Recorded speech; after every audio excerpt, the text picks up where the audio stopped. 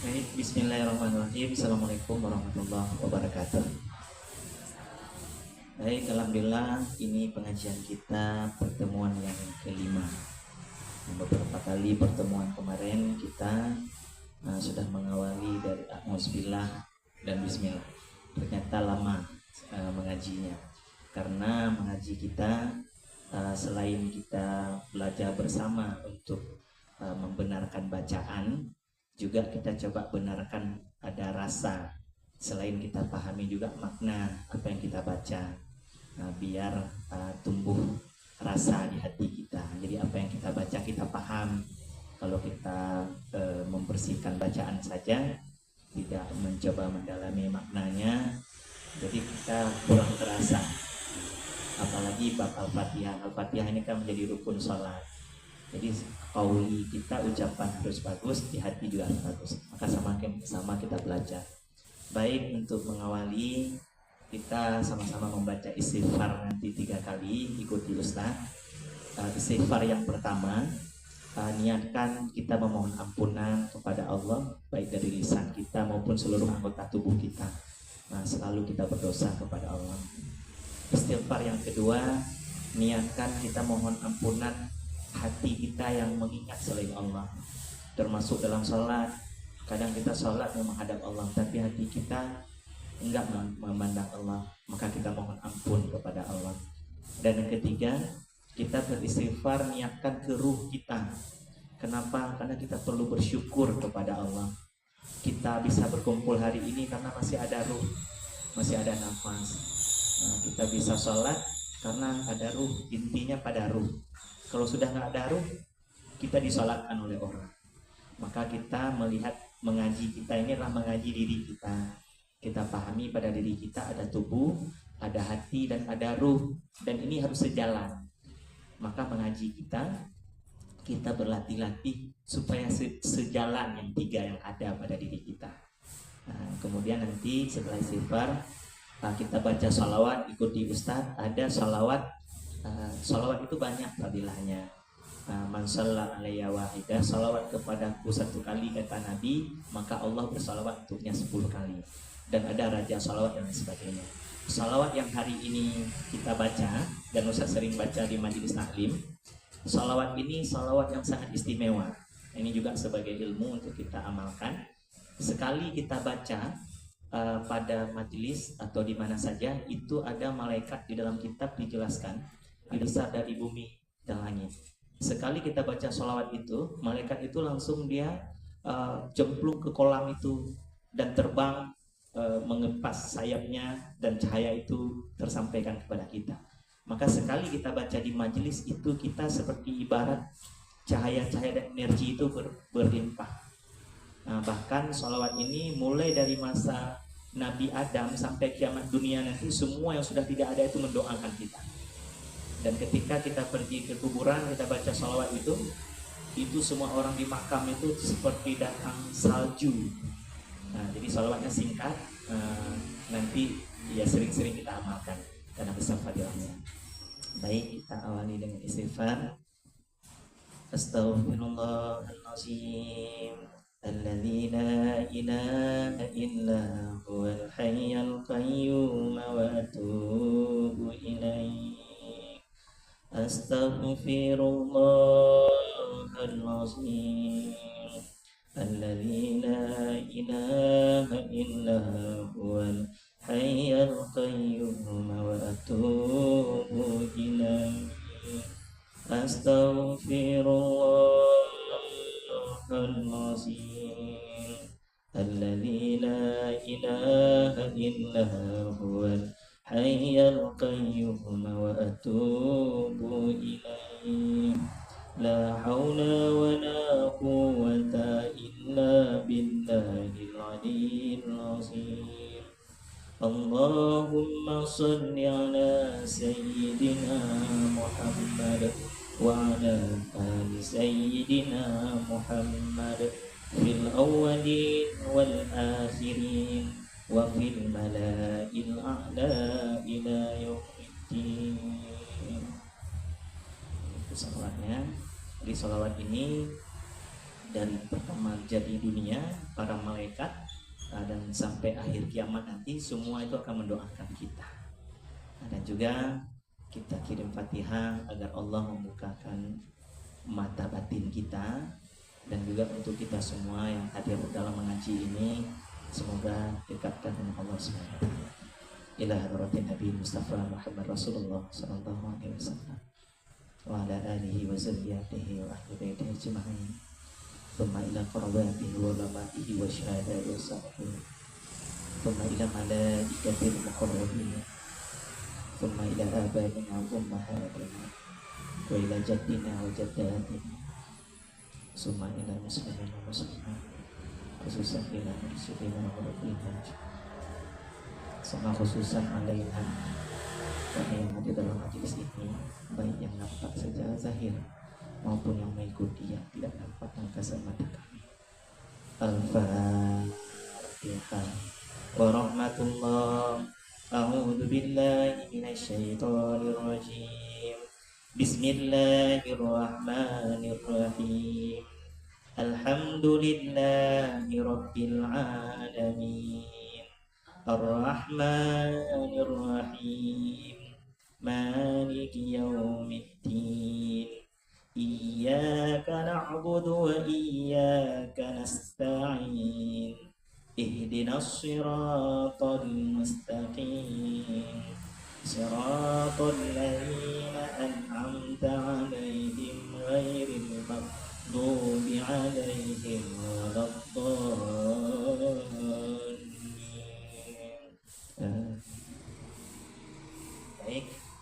Baik, kita mengaji untuk belajar bersama membenarkan bacaan Al-Fatihah. Nanti kita selami ke maknanya. Gimana? Kemarin Bismillah sudah, karena kunci daripada Al-Quran itu letak pada umul Quran, yaitu Al-Fatihah, dan kuncinya ada pada Bismillah. Kalau Bismillahnya benar, berarti kita sudah khatam Al-Quran. Baik, ini gimana caranya? Langsung kita sama-sama, atau ibu-ibu mau uji baca dulu sendiri-sendiri, sekali-sekali, atau bersama? Ya, satu-satu untuk kita latihan bersama. Diawali bisa, mau pakai mic boleh nggak? Boleh juga. Ya, dimulai dari siapa? Ya. Bagus, alhamdulillah. Kita berhimpun dengan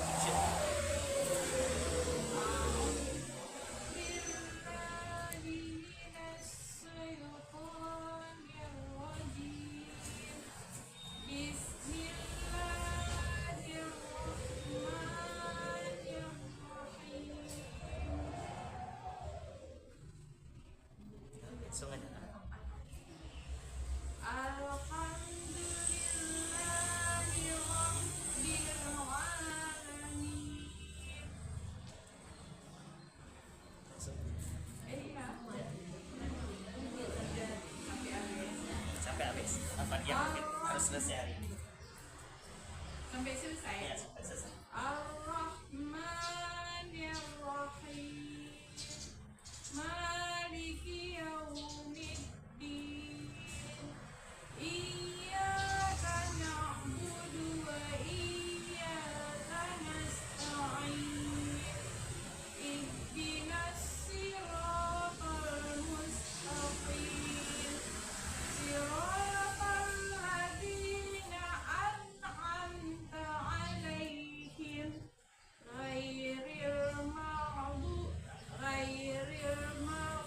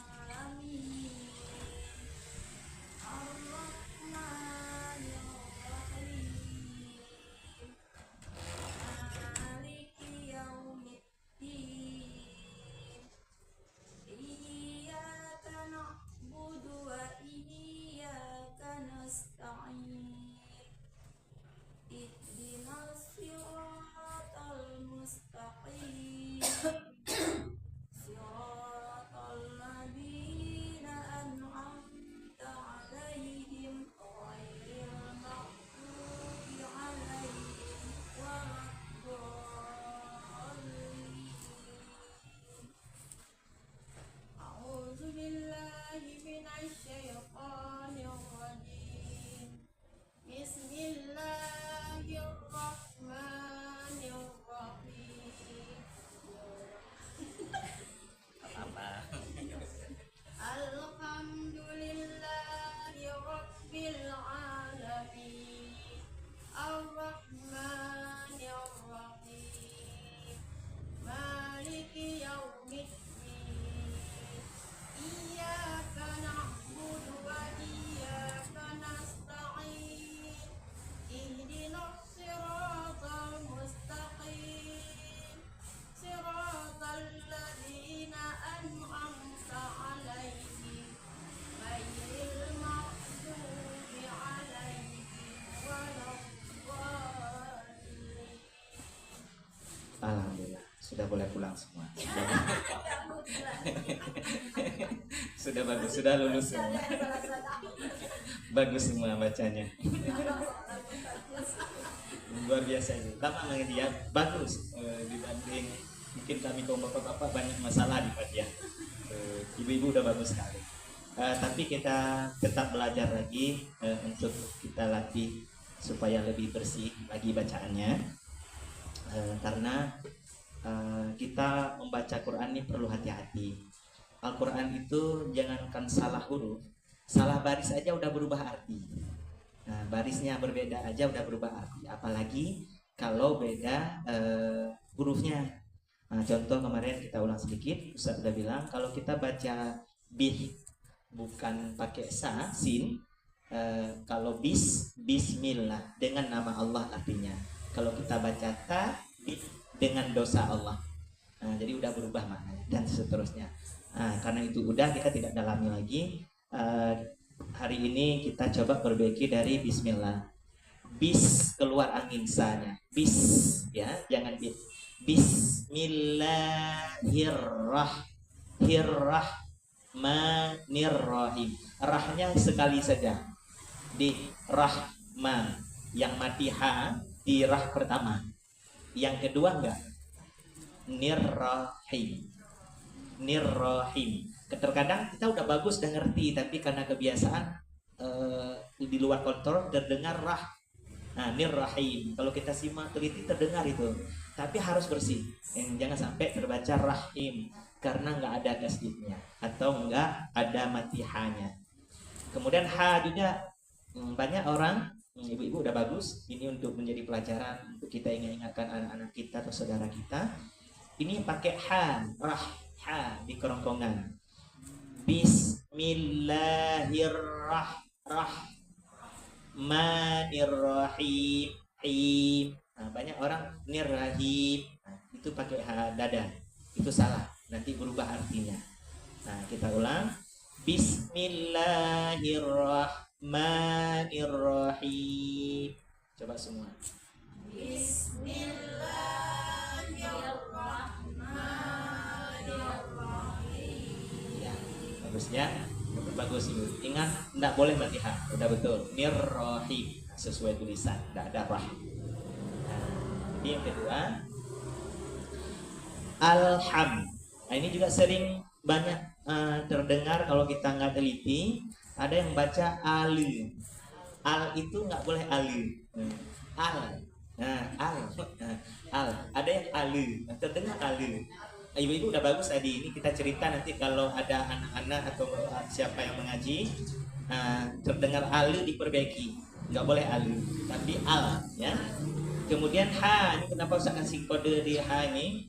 Ini sering salah alham. Alham, ha di kerongkongan. Ha. Alham. Tidak boleh alham, ya. Ini udah bagus. Ini untuk pelajaran kita ingat-ingat. Nanti mengajari anak atau siapa keluarga kita perbaiki maksudnya. Ibu udah 90% lah. Udah bagus semuanya. Ya. Alhamdulillahi rabbil alamin. Alamin. A-nya harus diperhatikan juga. Jangan sampai dan terbaca alamin itu salah. Tapi ini. Alhamdulillahi rabbil alamin. Coba. Alhamdulillahi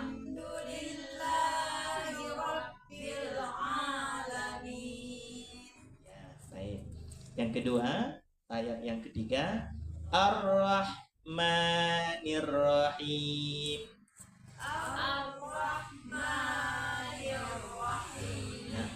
Nah, ingat yang pertama di ar, kebanyakan banyak orang di luar terbaca au. Padahal ar, alis mustasdi kerah ar. Nah, ibu tadi udah bagus. Ini kita ingatkan nanti biar bersih kalau ada yang baca au bukan au. Ar, ya. Ar-Rahmanir-Rahim. Jangan juga nir-rahim.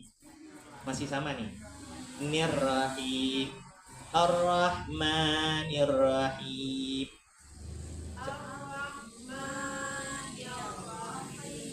Ya, nir-rahim, ya, cepat ya. Baik, ayat yang keempat, Maliki yaumiddin.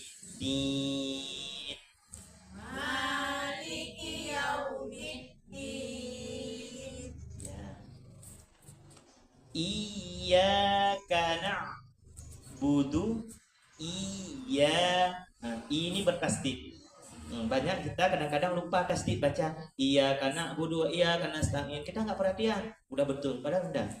Dia ada tasdidnya. Ditekan. Iyyaka na'. Nah, ini mati lagi. Nah, jangan sampai iyyaka na'budu. Itu mati hamzah atau alif. Kana. Ka ini juga harus didengar ka. Jangan ko. Nanti ada kita repot mulut kita waktu bilang iya kasih pas di iya terdengar ko. Nah, jadi berubah ayat berikutnya salah lagi. Ka. Ya. Iyyaka na'budu. Coba. Iyyaka na'budu. Ya, 100. Wa iyyaka nasta'in. Wa iyyaka nasta'in. Ya, 100.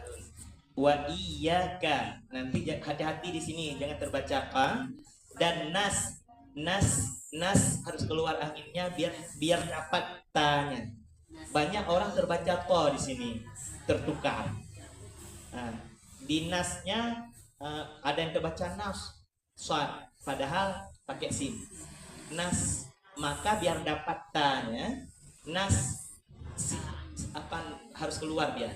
Nas ta'in. Jadi ta kedengar enggak to. Nah, ini hati-hati di sini.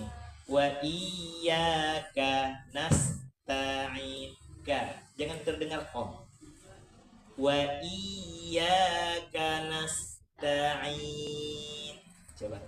Wa iyyaka nasta'in. Ya. Ingat jangan sampai tebal di ta.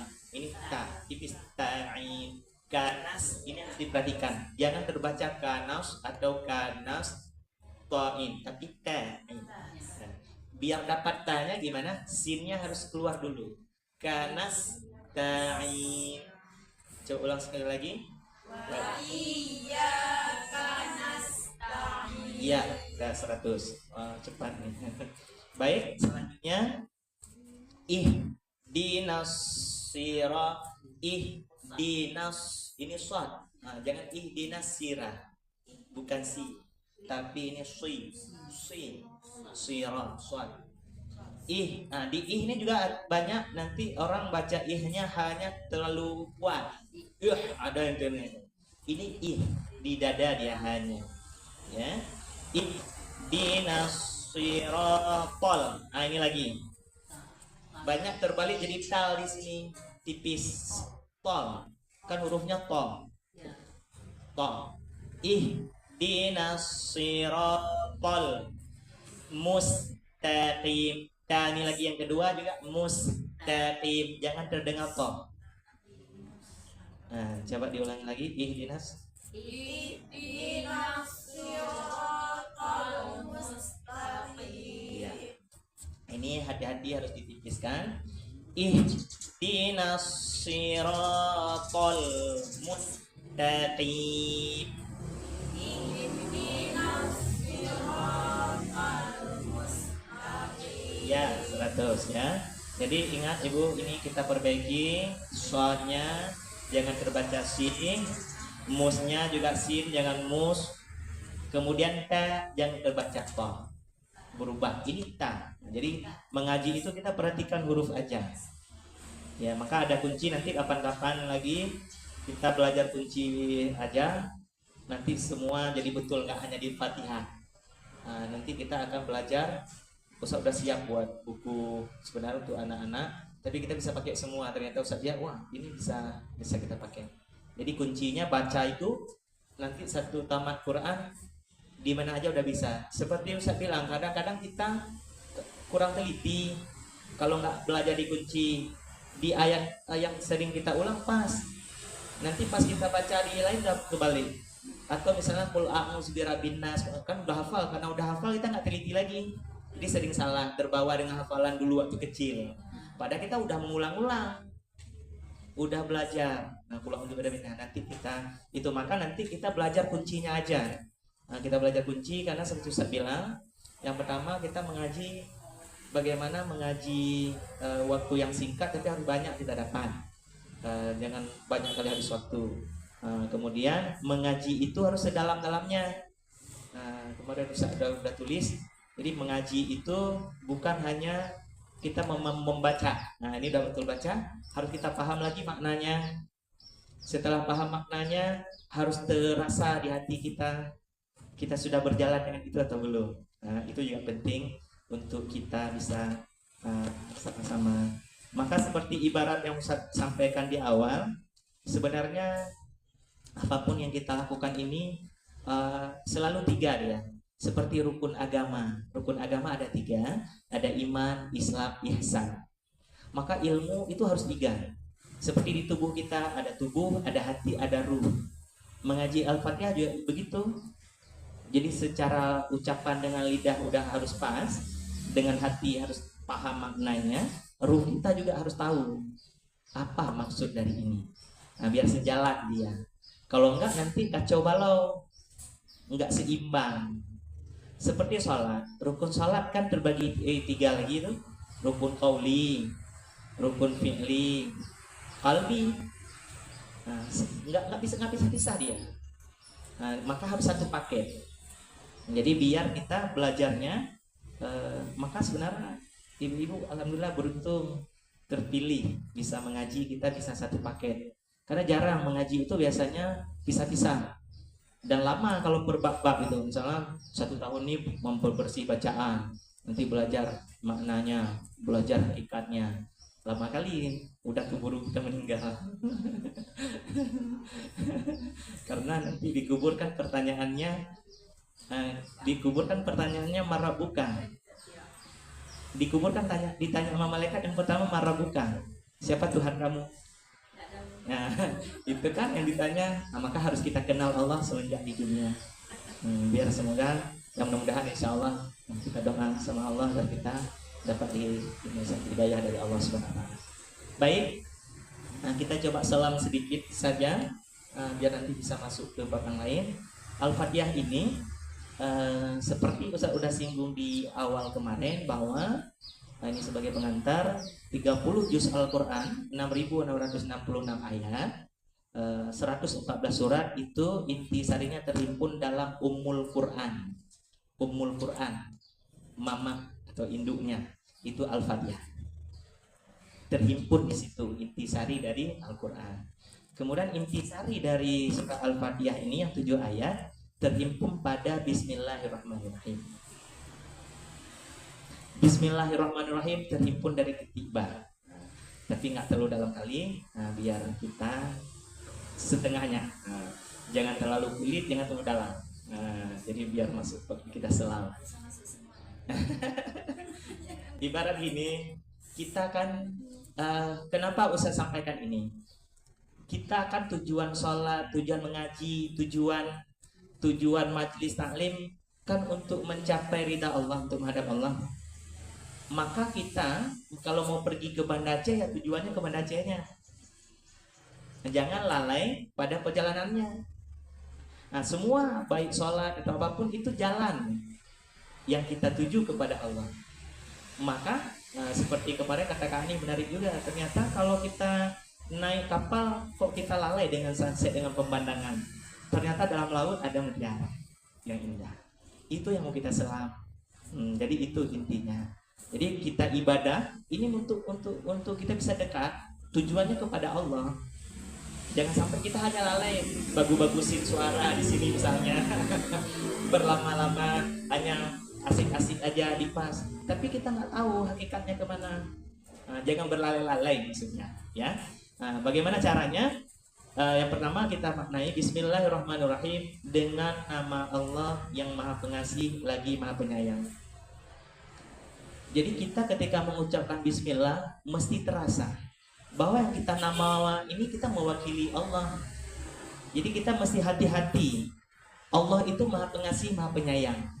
Maka ketika kita hanya kita ucap di lidah tapi kita tidak sayang kepada keluarga kita, kepada tetangga, kepada umat Islam, berarti Bismillah kita itu palsu. Kita sedang berdusta, hanya mulut aja cerita Bismillah. Ya, mulut kita bilang Bismillah 100 kali. Tapi sebenarnya kita nggak mempraktekkan. Padahal intisarinya prakteknya. Maka iman itu kan dibagi 3 juga. Diucapkan dengan lidah, watas di qalbi, dibenarkan dengan hati, wa a'malul bil arkan, dan dijalankan dengan anggota tubuh. Harus prakteknya. Maka ada ayat Allah bahwa Allah yang dilihat apa yang kita lakukan, hatimu seperti apa. Jadi bukan ucapanmu. Maka ini perlu kita selami lagi. Nah, tadi udah bersih bacaan. Setelah selesai bacaan, masuk ke dalamnya. Kalau hanya bagusin luar aja, nggak bagusin dalamnya, nggak dapat rasanya. Maka dengan Bismillah ini kan bagaimana kita bisa mencapai? Yang pertama jalannya udah kita sebut kemarin bahwa sin itu kekasih Allah itu Nabi Muhammad. Ba ini basar yang melihat itu Allah. Sin itu sama itu yang sifat 20 yang mendengar itu Allah. Mim mutakallimun yang berkata-kata. Maksudnya apa? Kita bisa bicara hari ini, mutakal mulut kita ini karena ada Allah yang memberi hayat pada kita, masih diberi ruh. Kalau Allah nggak memberi ruh lagi pada ustaz atau pada kita semua, kan udah nggak bisa. Seperti orang udah meninggal, mulut ada, kok nggak bisa bicara, nggak ada ruh. Nah ini harus kita sadari. Kita bisa mendengar, ini alat mendengar, telinga ini. Bukan dengan telinga mendengar, ini hanya alat. Mendengar itu karena ada hayat Allah. Allah masih kasih ruh atau kehidupan ke kita, masih dikasih nafas. Banyak orang udah meninggal ada telinga kok nggak bisa dengar. Kemudian basar, mata ini juga milik Allah yang ada pada diri kita, Allah melihat. Maka ketika kita mengucapkan Bismillah harus kita kembalikan dengan sadar. Ini hanya pinjaman pada kita. Maka barang pinjaman ini kan mesti kita jaga hati-hati. Seperti kita pinjam motor orang atau pinjam HP orang atau apa, bukan milik kita. Yang ada pada diri kita yang diminta pertanggungjawaban nanti. Kenapa? Maka di awal tadi kita coba beristighfar, mohon ampun kepada Allah. Mata kita melihat apa yang dilarang, telinga mendengar apa yang dilarang, mulut mengucap apa yang tidak sesuai dengan anjuran. Kita perlu beristighfar, memohon ampun. Karena apa? Ini hanya titipan. Nanti semua diminta pertanggungjawaban. Maka walaupun kita mengucap Bismillahnya bagus, Al-Fatihahnya bagus, kalau kita nggak sadar bahwa yang ada pada diri kita ini hanya titipan, bukan milik kita.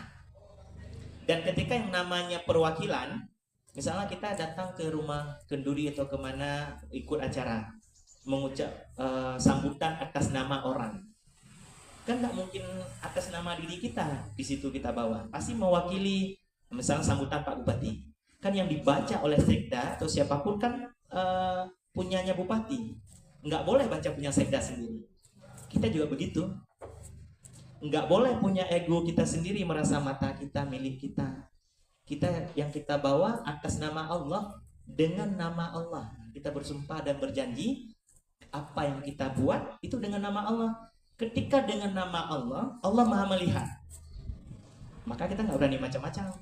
Selama ini banyak kita baca Bismillah, tapi seolah-olah Allah itu nggak lihat. Seolah-olah Allah nggak mendengar. Semua kita tahu Allah Maha melihat, Allah Maha mendengar. Tapi kita berani melakukan kesalahan yang melanggar. Kenapa? Karena kita nggak menyadari atau nggak meyakini sebenar-benarnya yakin bahwa itu Allah itu benar-benar melihat. Hanya ucapan aja, kayak nggak terasa. Berani meninggalkan sholat, berani berbuat maksiat. Kenapa? Seolah-olah Allah kan nggak lihat. Nah, bahasa lain kan gitu. Padahal kita ucap bismillah terus-terusan. Nah, itu problemnya. Maka kita sebagai perwakilan atas nama Allah itu Maha Pengasih lagi Maha Penyayang. Kasihnya Allah nggak milih-milih. Ketika kita membawa diri kita atas nama Allah ini, kita harus atas nama Allah tadi nggak boleh pilih-pilih kasih. Harus mengasihi semua yang ada. Maka ada hadis Nabi, orang mukmin itu kalbunyanun, ibarat tubuh yang satu. Kita sesama orang Muslim, ini ibarat tubuh yang satu. Maka di hadis lain, tidak akan sempurna iman seseorang apabila dia tidak mencintai saudaranya seperti mencintai dirinya sendiri. Tubuh kita sangat kita cintai satu rangkaian. Sakit di kaki, kan kita obati sayang, mungkin kita abaikan. Kita kalau ada tetangga kita, misalnya tidak ada makanan atau apapun, ada rasa kasih, kita sudah membawa atas nama Allah ini, maka itu akan diminta pertanggungjawaban. Dan lain hal, apakah kita sibuk membenci padahal Allah Maha Penyayang? Kita mendenda, benci kepada suami kepada istri, anak, atau tetangga, musuh-musuhan. Padahal tadi udah bismillah.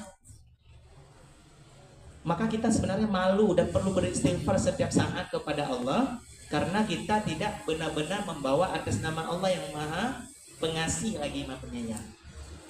Itu poinnya. Jadi bagaimana kita latih hati ini? Kita udah bawa nama Allah, Allah yang Maha Pengasih, kita yakini Allah Maha Melihat, Maha Mendengar, dan kita harus menyayangi. Karena nanti pertanyaan di kubur, man ikhwan, siapa saudara? Kalau tetalkin disebut itu orang Muslim. Berarti kalau sebut saja jawabannya, pertama nggak bisa jawab, walaupun kita hafal. Kalau kita nggak praktek. Yang kedua, jika bisa jawab pun itu bisa dianggap berdusta. Kalau kita nggak benar-benar prakteknya, ngomong kosong sayang pada keluarga, kata malaikat, palsu. Jadi bermasalah terus kita. Ya. Kemudian sedikit Ustaz jabarkan lagi, Ar-Rahmanir Rahim. Rahman ini itu luas. Allah itu sayang kepada seluruh umat. Kan alamnya Allah ciptakan. Mau orang kafir, orang Yahudi, Allah sayang, Allah kasih, Allah kasihi. Mau dia tidak ibadah, Allah kasihi. Tapi rahimnya, sayangnya itu khusus kepada orang mukmin, orang yang beriman. Siapa orang beriman? Yang udah Ustaz sebutkan tadi. Bukan orang Islam. Islam semua bisa Islam. Tapi yang mengamalkan isi daripada Islam.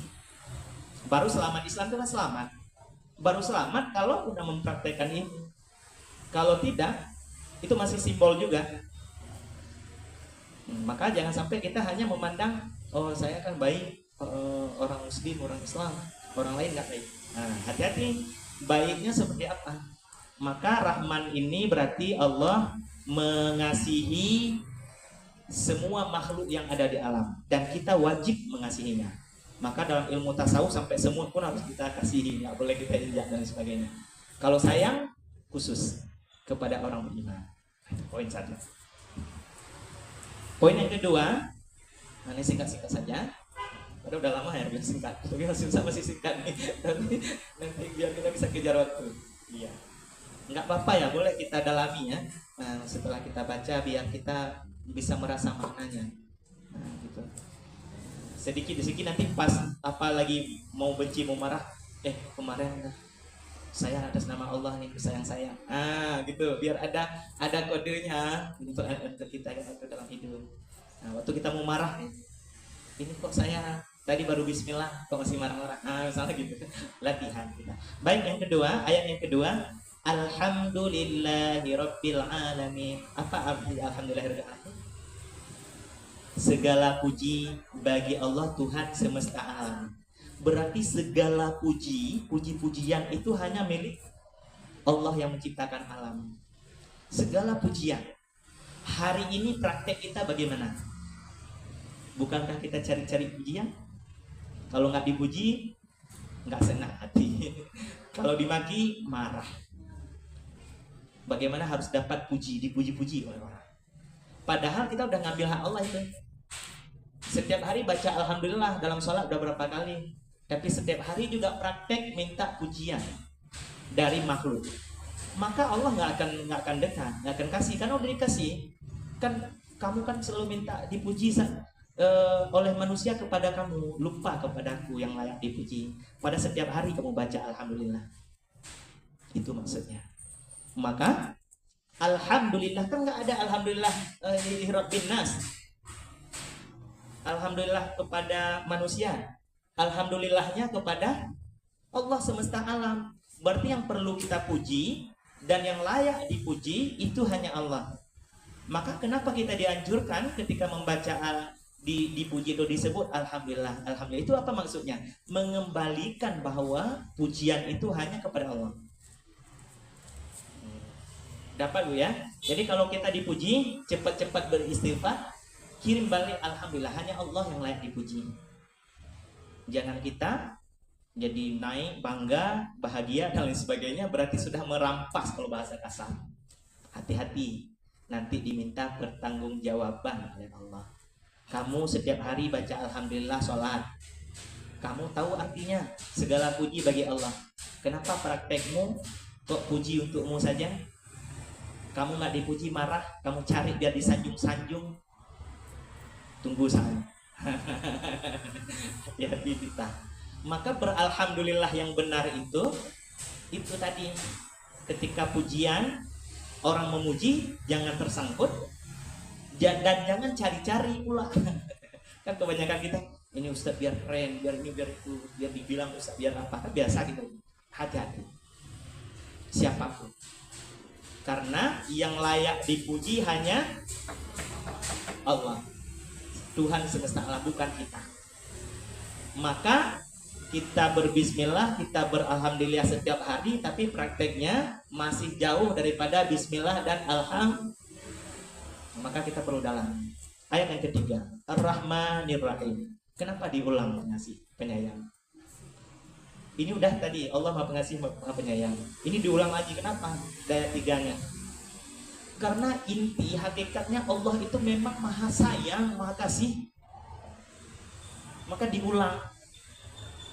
Tuhan itu sangat menyayangi. Maka bala pun musibah itu sebenarnya karena kasih sayang Allah. Tapi kita nggak bisa melihat kasih sayang. Kita sering melihat balanya. Nah, maka seperti tadi, kalau kita benar-benar Ar-Rahman Ar-Rahim atau berbismillah, berfatihah, hidup kita udah mulai berubah. Berubah apa? Selalu berkasih sayang. Berkasih sayang bukan dengan ucapan bahasa Arabnya, bukan dengan bahasa Indonesianya saya berkasih sayang, bukan. Berkasih sayang itu prakteknya, tindakan. Karena belum dinilai sebelum bertindak. Malaikat tuh pegang-pegang pena begini dia.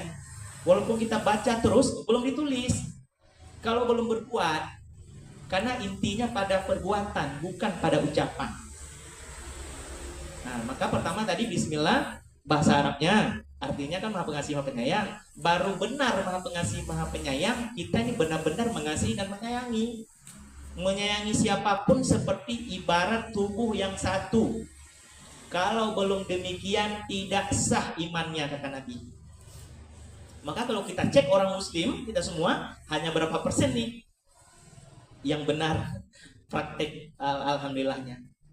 Kalau ucapan mudah, sebentar latihan udah bisa. Praktek ini yang berat. Maka mengaji kita yang lama di sini.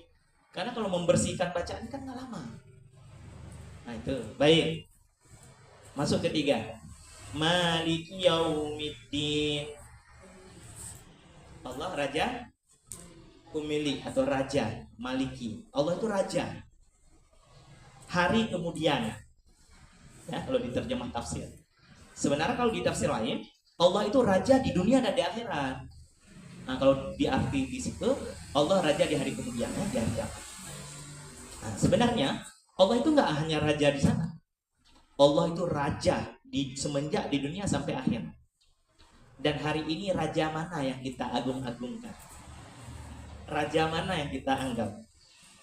Jangan-jangan kalau raja, presiden, raja, bupati, raja camat pasti sudah sering dan biasa. Ini yang lebih bahaya, setan yang kita jadikan raja. Apa buktinya? Allahu Akbar, masalah azan. Apa langsung kita berangkat? Ketika dipanggil oleh Allah melalui muazinnya. Coba dipanggil kita buang air besar, buang air kecil. Ustaz selalu perhatikan, naik mobil lah. Ketika naik mobil pas azan nggak berhenti.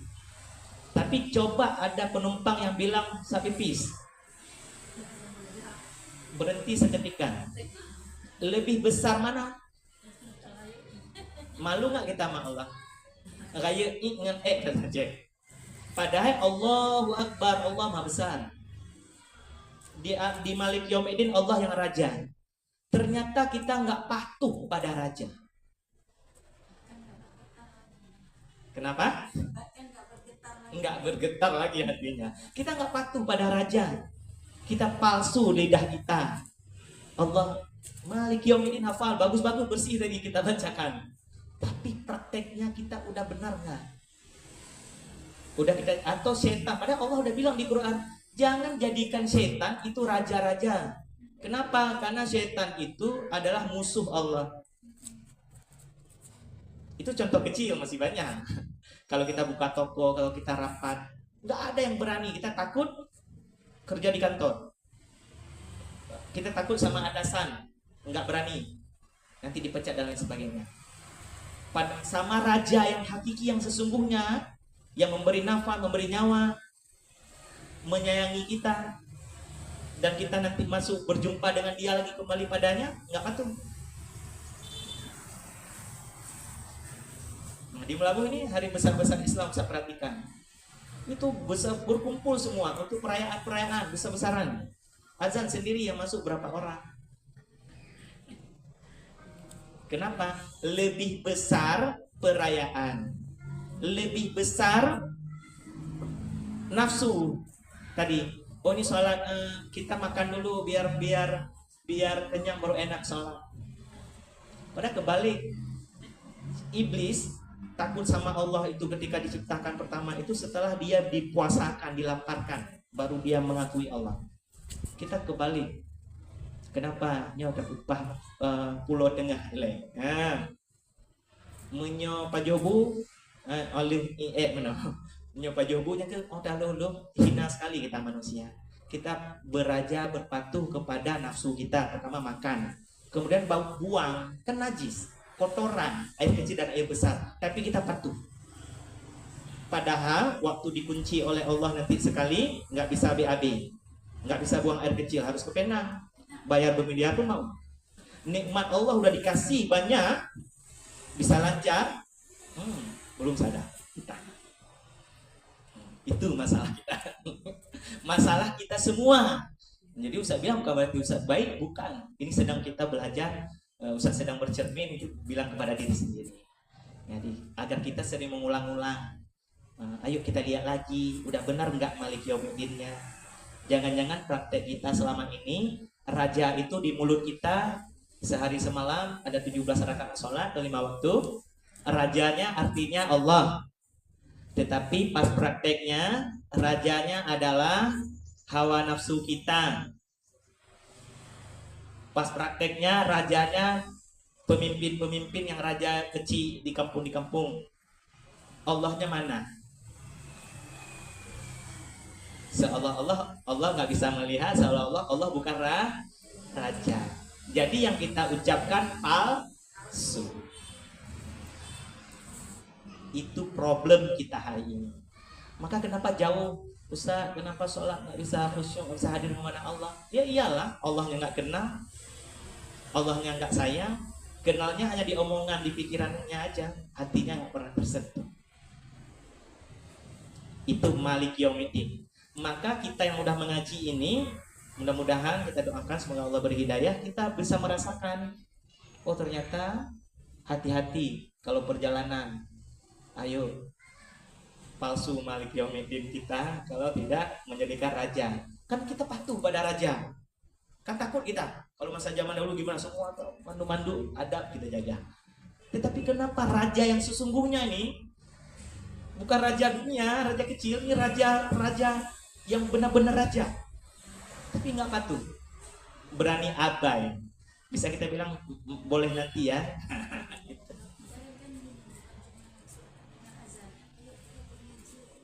Ikut ngaji termasuk. Termasuk. Iya. Tapi coba diajak yang lain.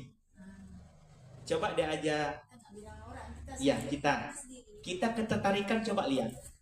Kalau ada malam minggu, ada keyboard atau ada apa, atau ada acara apa rame. Coba kalau diajak, ayo berzikir. Ayo kita rame. Kurang. Itu masalah kita bersama. Baik. Iyyaka na'budu wa iyyaka nasta'in. Ini harus betul tadi bacaan, kita nggak koreksi lagi karena udah tadi. Coba terjemahkan. Iyyaka na'budu, hanya kepadamu ya Allah yang aku sembah.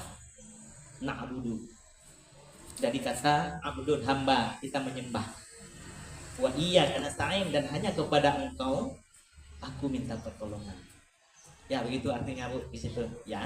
Baik. Nah, jadi iya karena abudu, hanya kepadamu menyembah. Nah, ini coba kita koreksi. Sembah, benar nggak kita menyembah Allah? Contoh dalam sholat. Tujuan sholat itu apa? Menyembah Allah. Tujuan sholat menyembah Allah. Tujuan dah betul. Ketika sholat siapa yang kita sembah? Apa yang muncul dalam salat? Kunci-kunci yang hilang. Kunci yang hilang dapat. Kalau ada marah-marah tadi ada solusinya. Semua ada. Maka kalau hilang kunci pun kita salat lah dapat. Kemana-mana. Kenapa? Dari mana? Dari karena kita cinta ke dunia tinggi. Cinta dunia itu berbunga-bunga. Hati kita seperti tadi, kita jauh dengan Allah. Yang kita bayangkan harta, jabatan, itu yang kita kejar. Maka itu yang muncul. Apa yang sering? Karena dia, maka setan dengan nafsu itu lebih berat tantangan nafsu yang ada dalam lambung kita. Setan itu di luar, nggak kuat gangguan dia. Nafsu yang ada dalam diri kita ini. Maka Rasulullah setelah perang yang paling besar bersama para sahabat, wahai sahabatku, kita telah selesai berperang melawan perang kecil menuju perang besar. Terkejut sahabat, kok ada perang besar ya Rasulullah? Kan ini perang paling besar, perang Badar, yaitu perang hawa nafsu yang ada di antara dua lambung kita. Dialah yang membisik, seperti ada CCTV. Apa yang nggak nampak tersorot semua. Begitu canggih. Yang tadinya datang sholat menuju menghadap Allah, nyatanya hadap siapa? Kita menyembah Allah apa enggak tuh? Maka ulama-ulama hakikat, Tengku Samatang dulu saya pernah mengkaji-kaji. Kafe kota Semah Patung, kafe Gampung Semah Ika. Itu filsafat dalam sekali. Mungkin awak Kristen kajelah kadih Patung, tapi kafe Gampung temah dikam salah, dika di dinding. Yang lebih parah di mano, di hitik, di peng. Kenapa itu? Karena ma'rifatnya mim ini. Kenapa itu? Karena ma'rifat kita bukan kepada Allah. Ma'rifat kita kepada yang lain tadi, kepada harta, kepada lain-lain. Maka gimana cara biar benar? Kembali kepada sin. Qul in kuntum tuhibbunallah, kata Allah dalam Al-Quran, jika kamu mencintaiku, kata Allah, fattabi'uni, ikuti aku, kata Nabi, yuhibbukumullah, maka Allah akan mencintai kamu.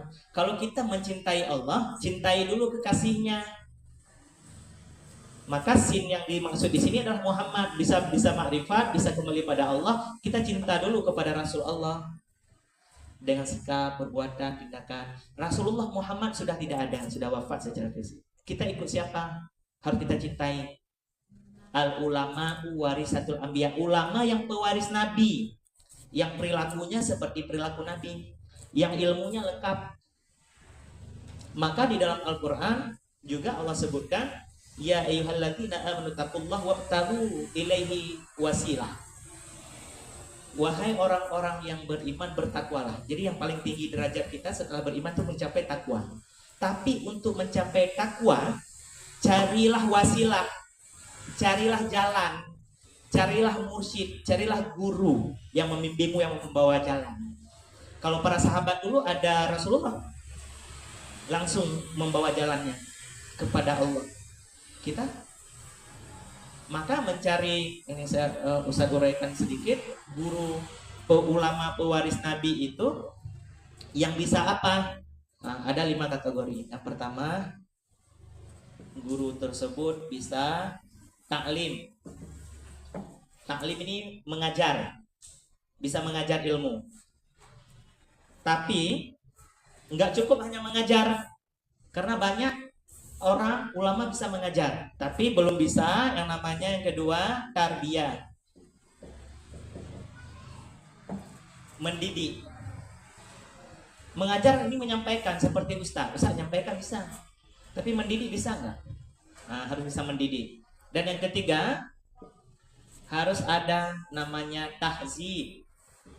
Maka mencari guru pun, nah itu anjuran daripada Imam Al-Ghazali dan lain sebagainya, nanti Ustaz akan jabarkan lagi. Tahzib, membersihkan. Apa yang dibersihkan? Mulai dari bacaan, nafsu kita yang jelek tadi harus bisa terbimbing semua. Nah, ini ada ulama yang pewaris Nabi yang mampu.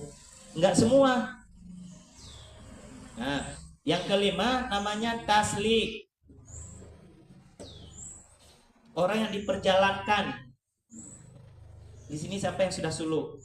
Nah, suluk itu berjalan kepada Allah. Suluk, orang yang suluk. Taslik ini diperjalankan oleh mursyid. Harus ada taslik. Maka guru ulama pewaris Nabi yang ada ini yang kita cari.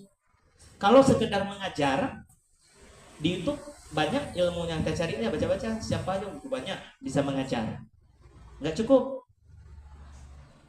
Seperti contoh, kita sakit kanker.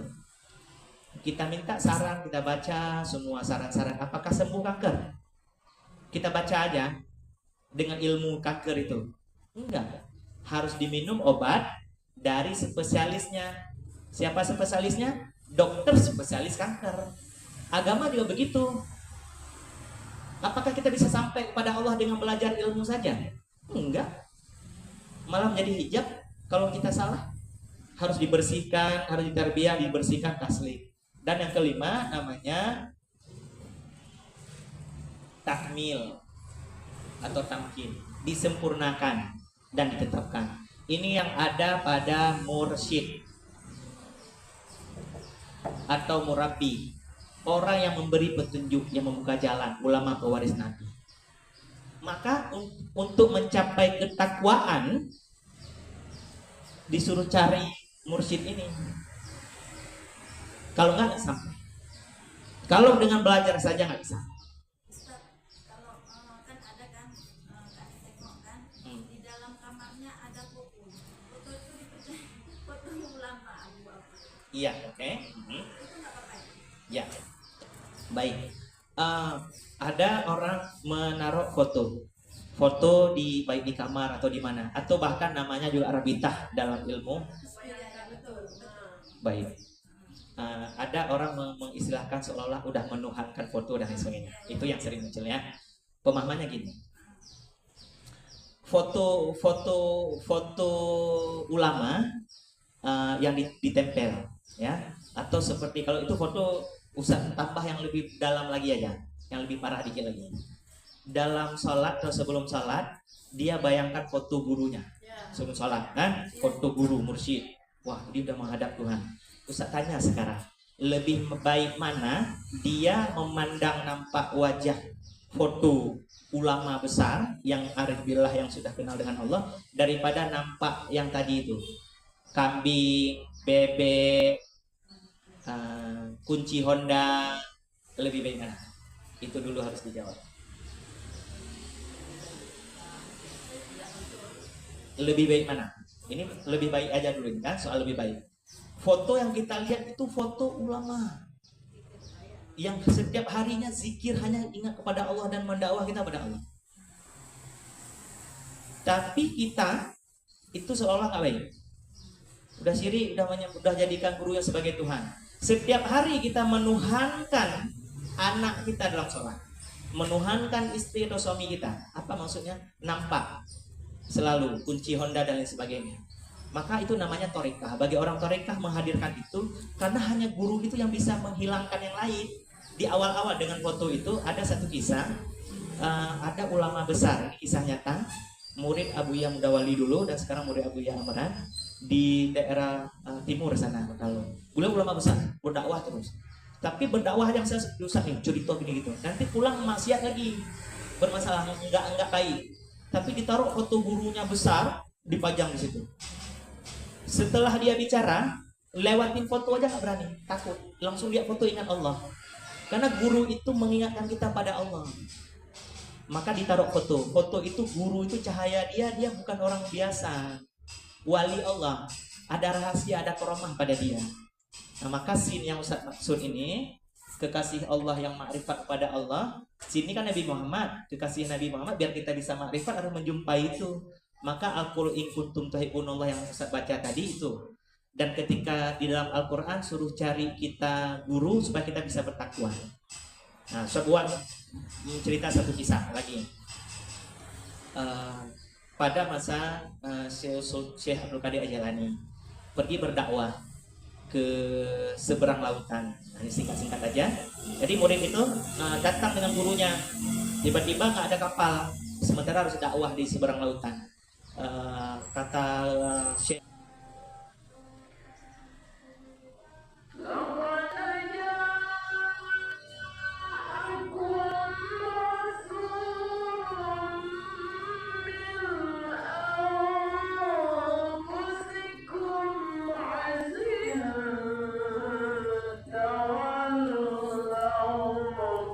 baik, alhamdulillah ya, untuk pertama kita hati-hati, nanti kita coba sering-sering.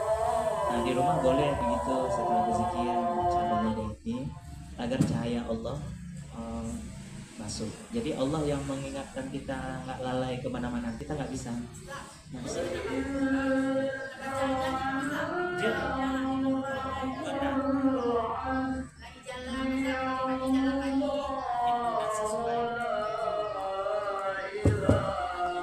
Sebenarnya sholat itu zikir, baca Quran zikir, itu zikir semua, sholawat zikir, lafaz la ilaha illallah. Tapi masalahnya hari ini kita lalai di lafaz. Allah, cahaya Allah itu nggak terasa. Maka dengan sering kita ucap, baik masak itu bagus sekali latihan. Sering. Tapi setelah itu kan lafaznya bagaimana terasa. Misalnya ketika kita masak, kita langsung sadar ini karena Allah masih beri kekuatan. Kita cari rezeki, ini rezeki ini langsung nampak Allah karena Allah yang memberi ya. Bapak terasa itu. Nah, kalau enggak nanti yang menyembuhkan udah obat, yang membuat kita apa karena usaha kita, padahal bukan, itu hanya Allah beri. Itu hanya sebab aja. Itu yang harus nampak. Nah, biar kita bisa selalu kemana-mana bersama Allah. Mengadu sama Allah. Ya Allah.